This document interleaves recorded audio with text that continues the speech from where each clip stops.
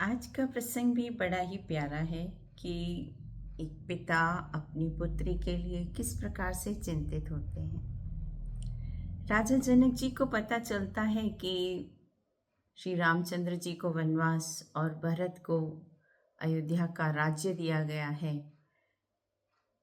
तो वो अपने गुप्तचरों को भेजते हैं कि गलती किसकी है। क्या भरत और कैकेयी ने मिलकर कोई षड्यंत्र रचा है, या फिर राजा दशरथ की कोई गलती है? किस तरह से उनको वनवास दिया जाता है, तो ये जानने के लिए वो अपने गुप्तचरों को भेजते हैं वहाँ पर। और जब गुप्तचर आकर उनको समाचार देते हैं कि भरत का इसमें कोई दोष नहीं है, राजा दशरथ का भी कोई दोष नहीं है, और ये तो हठ है माँ कैकेयी का, तब उस रानी की गलती पर राजा जनक जो हैं वो चुप कर जाते हैं, क्योंकि ये एक स्त्री के आचरण पर किसी भी प्रकार का आक्षेप लगाना उनकी संस्कृति में नहीं था। सुनते हैं क्या है प्रसंग। सद्गुरुदेव से प्रार्थना कि अपना आशीर्वाद भरा हाथ मेरे मस्तक पर रखें, और माँ सरस्वती जी से निवेदन कि मेरे कंठ में विराजें, ताकि मैं रामायण और रामचरितमानस का पाठ उचित उच्चारण के साथ कर सकूं। अब इधर संत तुलसीदास जी कहते हैं कि श्रेष्ठ वर्ण वाली भरत जी की महिमा का वर्णन करना सभी के लिए वैसे ही अगम है जैसे जल रहित पृथ्वी पर मछली का चलना। हे रानी सुनो, भरत जी की अपरिमित महिमा को एक श्री रामचंद्र जी ही जानते हैं, किंतु वे भी उसका वर्णन पूरी तरह नहीं कर सकते। श्री रघुनाथ जी गुरु वशिष्ठ जी के पास गए और चरणों की वंदना करके और उनका रुख समझकर बोले, हे नाथ, भरत, अवधपुरवासी तथा माताएं सब शोक से व्याकुल और वनवास से दुखी हैं। मिथिलापति राजा जनक जी को भी समाज सहित कष्ट सहते हुए यहाँ रहते हुए कई दिन हो गए हैं, इसलिए उन्हें वापस भेज दीजिए। मुनि वशिष्ठ जी ने कहा, तुम्हारे बिना घर बार संपूर्ण सुखों के साथ दोनों राज समाजों को नरक के समान हैं। हे राम, तुम प्राणों के भी प्राण, आत्मा के भी आत्मा और सुख के भी सुख हो। हे तात, तुम्हें छोड़कर किन्हें घर सुहाता है, फिर भी मैं करता हूँ। तब ऋषि वशिष्ठ जी धीरज धरकर जनक जी के पास आए और गुरु जी ने श्री रामचंद्र जी के स्नेह से युक्त स्वभाव से ही सुंदर वचन राजा जनक को सुनाए। फिर श्री सीता जी और श्री रघुनाथ जी का स्मरण करके भरत जी बोले, मैं मोहवश प्रभु के और पिताजी के वचनों का उल्लंघन कर यहाँ आया हूँ। मैंने सब प्रकार से वही ढिठाई की है, परंतु हे नाथ, आपने अपनी कृपा और भलाई से मेरा भला किया, जिससे मेरा दोष यानी मेरा दूषण भी भूषण यानी गुण हो गया। अपने सेवक की बिगड़ी बात सुधार कर और सम्मान देकर आपने उन्हें साधुओं का शिरोमणि बना दिया है। मैं शोक से या स्नेह से या बालक जैसे स्वभाव से आज्ञा को न मानकर यहाँ चला आया, तो भी कृपालु स्वामी आपने सभी प्रकार से मेरा भला ही भला किया। मेरे इस अनुचित कार्य को भी अच्छा समझा। हे नाथ, मैंने स्वामी और समाज के संकोच को छोड़कर विनय भरी जैसी रुचि हुई वैसी ही वाणी कहकर सर्वथा ढिठाई की है। हे देव, मेरी व्याकुलता को जानकर आप मेरी सारी गलतियों को क्षमा करें। हे देव, अब वही आज्ञा रूप प्रसाद सेवक को मिल जाए। आप राजा वन में, आपका सेवक भी वन में ही रहेगा। कृपा सिंधु श्री रामचंद्र जी ने सुंदर वाणी से भरत जी का सम्मान करके हाथ पकड़कर उनको अपने पास बिठा लिया। श्री राम जी ने सभी की दशा देखकर और भक्त भरत जी के हृदय की स्थिति जानकर कहा, हे तात, कर्म से, वचन से और मन से निर्मल तुम्हारे समान तो सिर्फ तुम ही हो। यदि बिना समय के संध्या होने से पहले ही सूर्य अस्त हो जाए तो कहो जगत में किसको परेशानी नहीं होगी।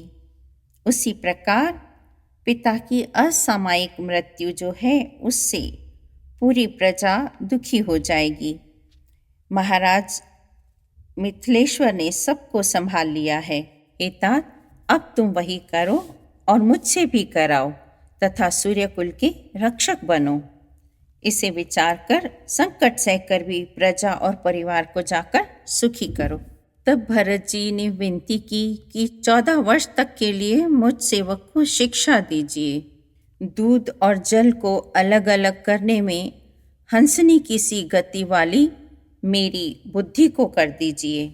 श्री रामचंद्र जी ने भाई भरत के दीन और छल रहित वचन सुनकर देश, काल और अवसर के अनुकूल वचन बोले कि हे तात, हमारे सिर पर गुरु जी, मुनि विश्वामित्र जी और मिथिलापति जनक जी हैं, तब हमें और तुम्हें स्वप्न में भी कष्ट नहीं है।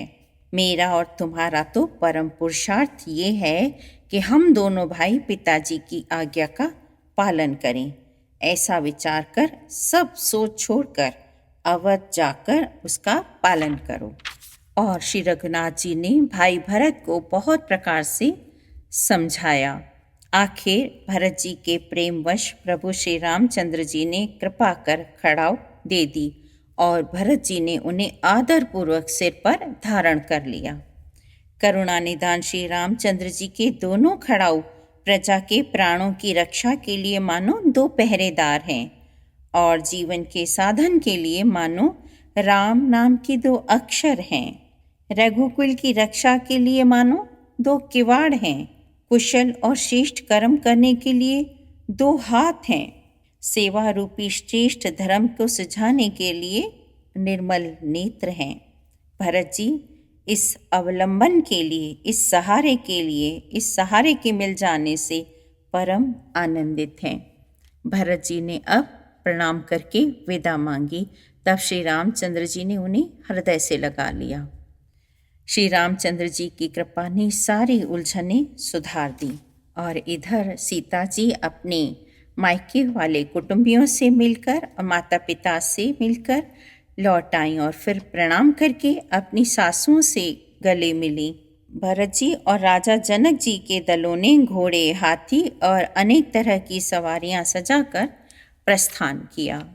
प्रभु श्री रामचंद्र जी, सीता जी और लक्ष्मण जी सबको विदा करके, आखिर में निषाद राज को भी विदा करके आकर बड़ की छाया में बैठकर प्रियजन एवं परिवार के वियोग से दुखी होने लगे। भरत जी के स्नेह, स्वभाव और सुंदर वाणी को बखान बखान कर वे प्रिय पत्नी सीता और छोटे भाई लक्ष्मण जी से कहने लगे। और इधर सब लोग, भरत जी और जनक जी, सब लोग यमुना जी उतरकर पार हुए। फिर एक दिन बिना भोजन के ही बीत गया। दूसरा मुकाम गंगा जी श्रृंगेश्वर हुआ। वहाँ पर राम सखा निषाद राज ने सब सुख प्रबंध कर दिया था। फिर सही उतरकर गोमती जी में स्नान किया। चौथे दिन सब अयोध्या जी जा पहुँचे। जनक जी 4 दिन अयोध्या जी में रहे और राजकाज एवं सब साज सामान को संभाल कर मंत्री, गुरुजी तथा भरत जी को राज्य सौंपकर सब लोग श्री रामचंद्र जी के दर्शन के लिए नियम और उपवास करने लगे। वे आभूषण और भोग और सुखों को छोड़ छाड़ कर अवधि की आशा पर जी रहे थे। ऐसा उन्होंने 14 वर्षों तक किया। ब्राह्मणों को बुलाकर भरत जी ने हाथ जोड़कर प्रणाम कर अवस्था के अनुसार विनय और निहोरा किया कि आप लोग छोटा बड़ा, अच्छा मंदा जो कुछ भी कार्य हो उसके लिए आज्ञा दीजिएगा, संकोच न कीजिएगा। फिर भरत जी ने परिवार के लोगों को, नागरिकों को तथा अन्य प्रजा को बुलाकर उनका समाधान किया और कहा कि आज्ञा हो तो मैं नियम पूर्वक रहूं।